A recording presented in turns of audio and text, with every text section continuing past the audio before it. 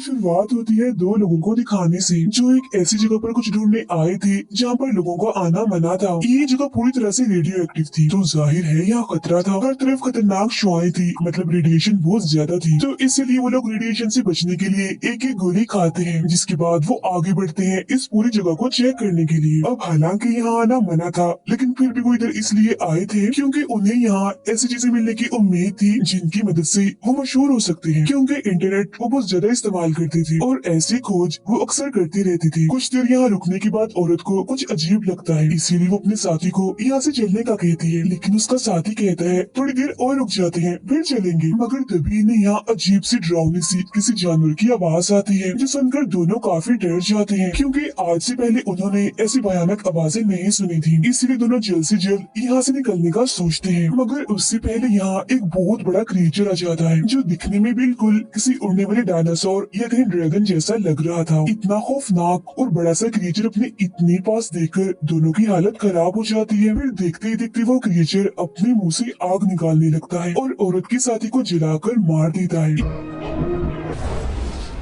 ये देख औरत डरते हुए वहाँ से भागने लगती है और अपनी गाड़ी के पास आ जाती है। वो गाड़ी का दरवाजा खोलती है मगर नहीं खुलता, क्योंकि वो बंद था और चाबी तो उसके साथी के पास थी जिसे उस क्रिएचर ने मार दिया, इसीलिए वो यहाँ से नहीं भाग पाती। फौरन ही वो क्रिएचर उसका पीछा करते करते यहाँ भी आ जाता है और देखते ही देखते उस औरत को भी अपना शिकार बना लेता है। इस हादसे के कुछ अर्से बाद एक आर्मी जनरल अपने एक ऑफिसर जिसका नाम वेनिसा था उसे अपने दो साथियों के साथ उसी खतरनाक जगह पर जाने का कहता है, ताकि वो लोग वहाँ जाकर उस क्रिएचर के बारे में पता लगवा सके, और अगर ये लोग उस क्रिएचर का शिकार कर लें तो उसे जिंदा या मुर्दा किसी भी हालत में ला सके। अब यहाँ वेनिसा इस मिशन को करना नहीं चाहती, क्योंकि उसकी एक साथी की तबीयत अभी तक ठीक नहीं हुई थी। पैर में चोट लगने की वजह से वो ठीक से नहीं चल पा रही थी। इसके अलावा वेनिसा को उस अनजान क्रिएचर के बारे में कुछ पता नहीं होता, इसीलिए वो जनरल को इस मिशन को करने से साफ इनकार कर देती है।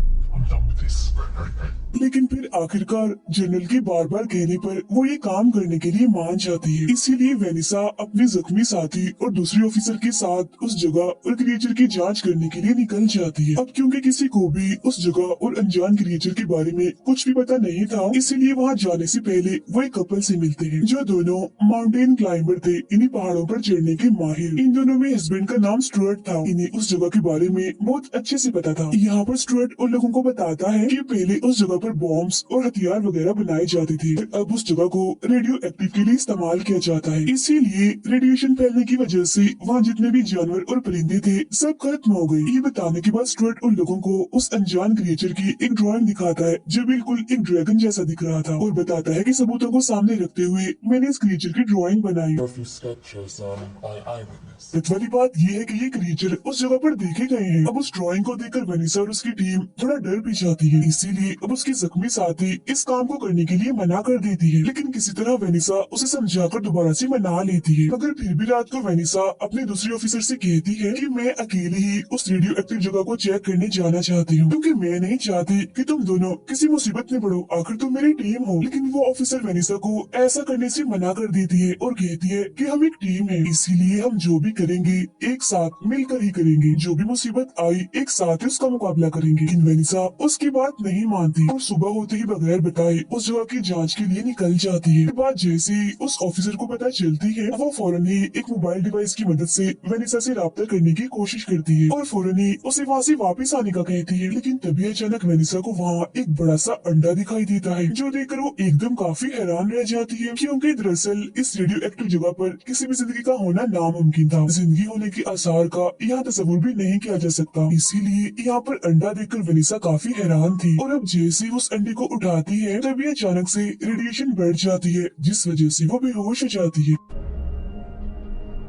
अब ऑफिसर को वेनिसा से बात करने की वजह से उसके बेहोश होने का पता चल जाता है, इसीलिए वो अपने जख्मी साथी और उस कपल यानी स्टुअर्ट और उसकी वाइफ को लेकर वेनिसा को ढूंढने के लिए निकल जाती है। फिर काफी ढूंढने पर आखिरकार उन्हें वेनिसा मिल जाती है, लेकिन बेहोशी की हालत में, जिसे देखकर वो फौरन उसके पास जाते हैं और उसे होश में लाते हैं। इसके बाद जब वो सब लोग यहाँ अंडा देखते हैं तो वो भी काफी हैरान रह जाते हैं, लेकिन तभी उन लोगों को यहाँ बहुत ही भयानक आवाज सुनाई देती है, जो सुनकर वो समझ जाते हैं कि ये आवाज जरूर उसी क्रिएचर की रखी है, इसीलिए वो लोग सबूत के तौर पर उस अंडे को अपने साथ लेकर वापस आ जाते हैं। वापस आने के बाद सभी उस अंडे के बारे में बातें करने लगते हैं। उन्हें दरअसल अब ये डर लग रहा होता है कि ये अंडा जिस भी क्रिएचर का होगा वो इसे लेने जरूर आएगा। अब देखते ही देखते रात हो जाती है और जब सब लोग सो रहे थे तो तभी अंडे में कोई हलचल होने लगती है। अंडा हिलने लगता है। दूसरे कमरे में ऑफिसर अपने घर वालों से बातें कर रही थी, मगर तभी उसे अजीब सी आवाज सुनाई देती है, जो सुनकर वो फौरन उस कमरे में आ जाती है जहाँ वो अंडा रखा हुआ था। उसे पता चलता है कि जो क्रिएचर इस अंडे में था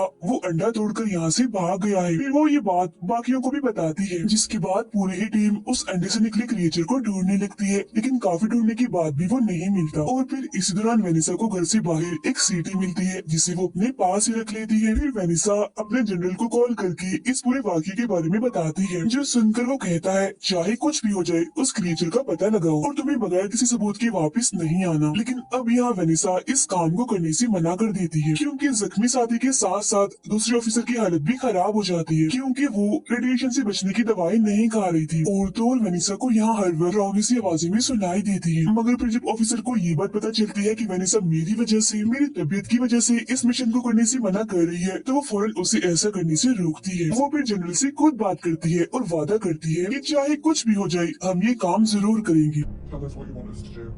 फिर हम स्टुअर्ट और उसकी वाइफ को देखते हैं, जो खुद ही उस क्रिएचर को ढूंढने के लिए निकल जाते हैं। वो उसी जगह पर जाते हैं जहाँ से उन्हें वो अंडा मिला था। और फिर तभी अचानक से उन्हें यहाँ एक बहुत ही बड़ा क्रिएचर दिखाई देता है, और इतना बड़ा क्रिएचर उन्होंने आज से पहले नहीं देखा था। वो हवा में उड़ रहा था। उस खतरनाक क्रिएचर को देखकर उनकी हालत खराब हो जाती है और वो यहाँ से भागने की कोशिश करते हैं, लेकिन तभी देखते ही देखते वो क्रिएचर नीचे इनकी तरफ आने लगता है और स्टुअर्ट की वाइफ पर झपट कर उसे मार देता है। जिस दौरान किस तरह स्टुअर्ट अपनी जान बचाने के लिए वहाँ से भागता है और वापस अपने घर आ जाता है। लेकिन फिर भी उनकी टेंशन खत्म नहीं हुई थी, क्योंकि वो क्रिएचर स्टुअर्ट का पीछा करते करते यहाँ तक आ गया था और इनके घर के बाहर ही मौजूद था, वहाँ से जा भी नहीं रहा था। अब ये बात जानने के बाद वो सब लोग समझ जाते हैं कि वो अंडा इसी क्रिएचर का है, इसीलिए अब वो हमें नहीं छोड़ेगा, क्योंकि हमने उसका अंडा चुराया था। इसीलिए अब उस क्रिएचर के डर से कोई भी घर से बाहर नहीं निकल रहा था। लेकिन अब यहाँ उस ऑफिसर की तबीयत भी खराब होने लगती है,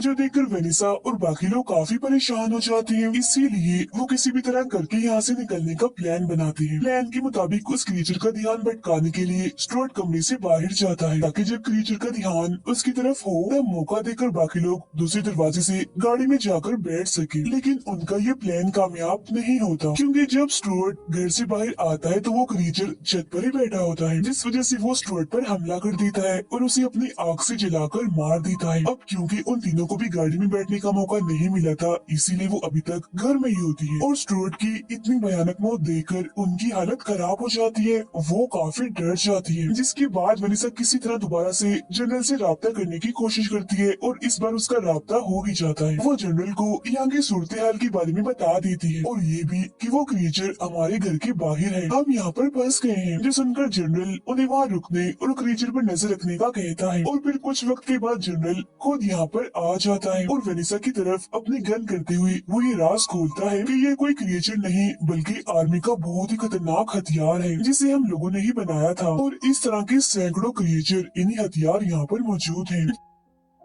जिस पर गुस्सा होते हुए वेनिसा कहती है कि अगर ये सब तुम लोगों ने ही बनाया था तो फिर हमें यहाँ क्यों भेजा कि हम उस क्रिएचर की जांच करें। जिस पर जनरल कहता है हम बस उस हथियार की ताकत को जानना चाहते हैं, हम बस जानना चाहते हैं कि हमारा ये हथियार तुम जैसे ट्रेन और बहादुर लोगों को भी हराएगा या फिर नहीं। हम तुम लोगों को बस इस हथियार को टेस्ट करने के लिए इस्तेमाल कर रहे हैं। अब इतना बड़ा और कड़वा सच जानकर वेनिसा और उसकी दोनों साथी काफी डर जाती है। अब यहाँ जनरल उन्हें बाहर जाने का कहता है ताकि वो उस क्रिएचर जैसे हथियार की ताकत देख सके। वो उनसे कहता है तुम्हारे पास बस 3 मिनट है अपनी जान बचाने के लिए, क्योंकि अगर तुम घर से बाहर गए तो शायद उस क्रिएचर से बच सकते हो, लेकिन अगर तुम घर के अंदर ही रहे तो मैं तुम्हें मार दूंगा। तब ये धमकी सुनकर ना चाहते हुए भी वेनिसा उन दोनों को लेकर घर से बाहर आ जाती है। फिर फौरन ही वो लोग गाड़ी की तरफ बढ़ती है, लेकिन जनरल ने गाड़ी का टायर पंचर कर दिया था, जो देखकर वेनिसा को बहुत गुस्सा आता है। मगर इन लोगों के पास ज्यादा वक्त नहीं था, इसीलिए वो फौरन ही जंगल की तरफ जाने लगती है। वो जंगल की तरफ इसलिए जा रहे थे क्योंकि जंगल में वो क्रिएचर अपने बड़े बड़े पंख की वजह से उड़ नहीं पाएगा। लेकिन रास्ते में ही उस जख्मी साथी की तबीयत खराब होने लगती है क्योंकि पैर में चोट लगने की वजह से उससे चला नहीं जा रहा था और क्योंकि क्रिएचर के यहाँ आने का भी वक्त हो रहा था, इसीलिए वो अपने साथियों को उसे यहीं छोड़कर आगे बढ़ने का कहती है। अब हालांकि वो दोनों यानी वेनिसा और वो ऑफिसर ऐसा करना तो नहीं चाहती थी, मगर ना चाहते हुए भी उन्हें ऐसा करना ही पड़ता है। वो आगे बढ़ जाती है जिसके बाद अब वो वहाँ अकेली रह जाती है और तभी वो क्रिएचर भी उसे देख लेता है और उसके पास आ जाता है। वो बस उस पर हमला करने ही वाला था, जो देखकर वो उस क्रिएचर पर अपनी गन से गोलियां चलाती है, मगर क्योंकि वो खुद भी एक हथियार था इसलिए गोलियों का उस पर कोई भी असर नहीं होता। फिर वो अपने मुंह से आग निकाल कर उसे जलाकर राख कर देता है। उधर वेनिसा और वो ऑफिसर अपनी जान बचाने के लिए अभी भी जंगल की तरफ भाग रही होती है, लेकिन तभी उस ऑफिसर की तबीयत इतनी खराब हो जाती है कि एक कदम भी चलना उसके लिए बहुत मुश्किल हो जाता है। इसी बीच वो क्रिएचर भी इनके बहुत ही पास आ जाता है। वो एकदम से ही उस ऑफिसर पर हमला करके उसे जान से मार डालता है और उसे खाने लगता है। ये देखकर वेनिसा उस पर गोलियों की बारिश कर देती है, मगर अब भी उस पर गोलियों का जरा भी असर नहीं होता। लेकिन तभी यहाँ जनरल भी आ जाता है और दोबारा से वेनिसा पर गन करते हुए कहता है कि अब तुम्हारे भी मरने का वक्त आ गया है। ये कहते ही जनरल अपने जेब से सीटी निकाल कर बचाने लगता है। सीटी के बचते ही वो क्रिएचर फौरन ही यहाँ पर आ जाता है, लेकिन वो हमला नहीं करता क्योंकि जनरल उसे कंट्रोल कर रहा था इस सीटी के जरिए। दरअसल ये सीटी एक डिवाइस की तरह काम करती थी इन क्रिएचर जैसे हथियारों को कंट्रोल करने के लिए। अब इस बात का पता लगते ही वेनिसा भी अपनी जेब से वैसी एक सीटी निकालती है और ये वही सीटी थी जो उसे घर के बाहर जमीन पर गिरी मिली थी। जिसके बाद अब वेनिसा सीटी बजाकर उस क्रिएचर को कंट्रोल करती है और उसे जनरल पर हमला करने का कहती है। तो वो क्रिएचर ऐसे करता है और जनरल को अपना शिकार बनाने के लिए आगे बढ़ता है, जो देख जनरल काफी डर जाता है, मगर वो कुछ नहीं कर पाता और देखते ही देखते